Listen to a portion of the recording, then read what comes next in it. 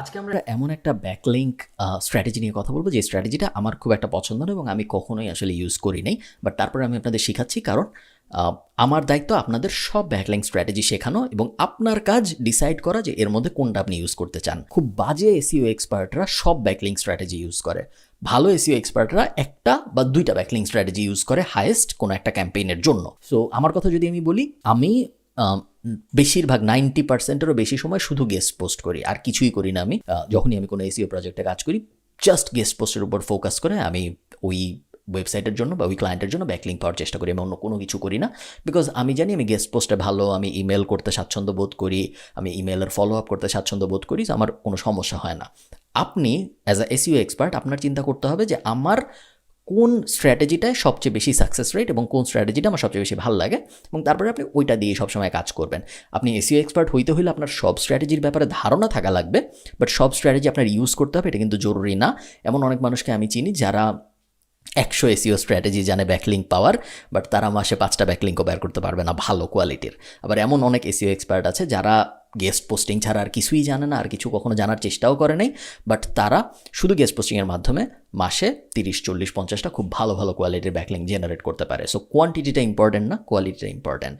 আজকে আমরা যে স্ট্র্যাটেজিটা নিয়ে কথা বলবো সেটার নাম হলো ফেসবুক লিঙ্ক বিল্ডিং বা Facebook group based link building. খুবই সহজ সিস্টেম। অনেক দিন হয়ে গেছে, 4-5 বছর হয়ে গেছে, অনেক মানুষ আবিষ্কার করছে যে তোমারও ওয়েবসাইট আছে, আমারও ওয়েবসাইট আছে, তোমারও ব্যাকলিঙ্ক দরকার, আমারও ব্যাকলিঙ্ক দরকার। আচ্ছা, আমরা একটা ফেসবুক গ্রুপ খুলি যেখানে বিভিন্ন মানুষ যাদের ওয়েবসাইট আছে বা বিভিন্ন এসইও এক্সপার্টরা যাদের ক্লায়েন্টদের ওয়েবসাইট আছে সবাই জয়েন করবে, এবং তারপর আমরা একজন আরেকজনকে লিঙ্ক দিব, ঠিক আছে? এবং ওই আইডিয়াটার থেকেই অনেক ফেসবুক গ্রুপ সৃষ্টি হয়েছে। আপনারা দেখেছেন আমি এখানে সার্চ দিয়েছি ব্যাকলিঙ্ক এক্সচেঞ্জ গ্রুপ, ফেসবুকে সার্চ দিয়েছি এবং আমি অনেক লিস্ট পেয়েছি। কোনোটার মধ্যে আমি নাই, সো আমি আপনাদের ভেঙে দেখাতে পারবো না, বাট কিছু গ্রুপ আছে বাইরের থেকেও দেখা যায়। আমরা দেখি এটা দেখা যায় নাকি ব্যাকলিঙ্ক এক্সচেঞ্জ, তাই আমরা দেখাতে পারবো ভিতরে আসলে কী হয়। সাধারণত যেই জিনিসটা হয়, আপনি গ্রুপে যে পোস্ট দিবেন যে hi, looking for backlink exchange, আমার ওয়েবসাইটের মেট্রিক এই। সো উনি ওনার ওয়েবসাইটের মেট্রিক দিয়ে দিছে। মেট্রিক মানে হলো আমার ওয়েবসাইটে এখন ব্যাকলিঙ্ক আছে এত, আমার ওয়েবসাইটে এখন কিওয়ার্ড র্যাঙ্ক করছে গুগলে এতগুলো। উনি এসিএম রাশ ব্যবহার করেনি, উনি আরেকটা টুল ব্যবহার করছে যেটা নাম হলো Ahrefs, আরেকটা এসিও জনপ্রিয় টুল।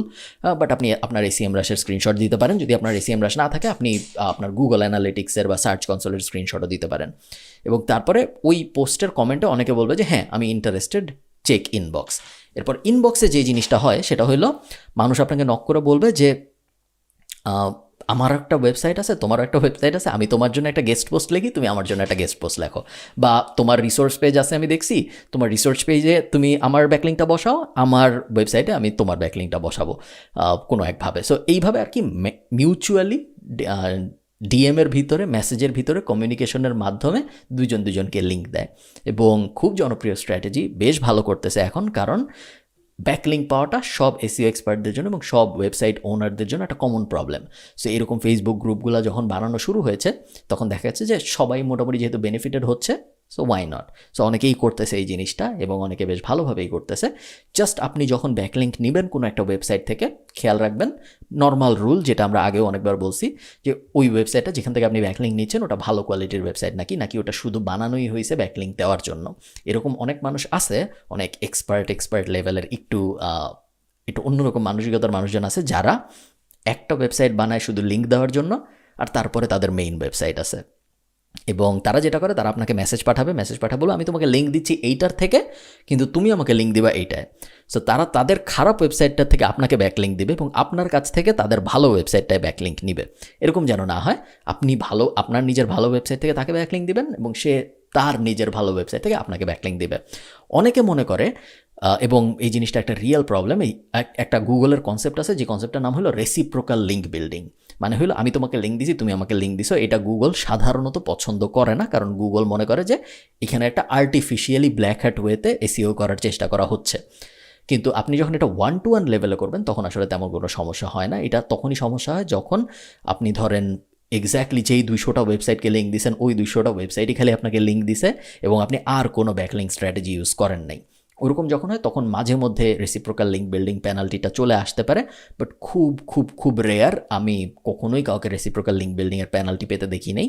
সো এটা আমার মনে হয় ওভার স্টেটেড। অনেকেই বলে সমস্যা আছে, বাট রিয়েল লাইফে আসলে তেমন কোনো সমস্যা হয় না।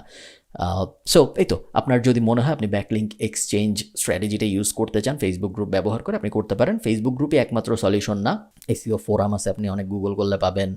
টুইটারেও হয় সেম জিনিস, তারপরে রেডিটেও হয় সেম জিনিস।